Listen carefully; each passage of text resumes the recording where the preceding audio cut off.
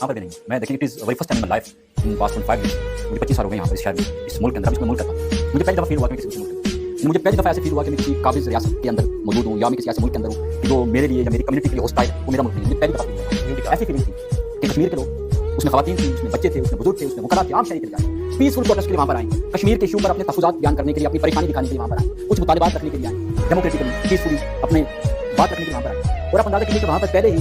Senator مشتاق کے لیے اور فلسطین کے لیے اور وہاں پہ بات کرتے ہیں, جب لوگ بالکل پریس کلب کے سامنے پہنچے, لوگ 50-60 لوگ باقی لوگ جمع ہو رہے تھے, اعلیٰ سڑک حملہ ہو رہا ہے. اچھا کہ گاڑیاں رکی, جیسے آپ کسی جگہ پر ویٹ کر رہے ہیں تو دہشت گردوں کو گھیرے میں لے رہے ہیں, کسی بڑے جرائم کے افراد کو آپ فوراً آپ کریں, اچانک ایسے اترے اور ایسے کوئی بات. وہ جو لوگ تھے, جو ذمہ داران تھے اس گیدرنگ کے, انہوں نے پوچھا کہ سر ہم بس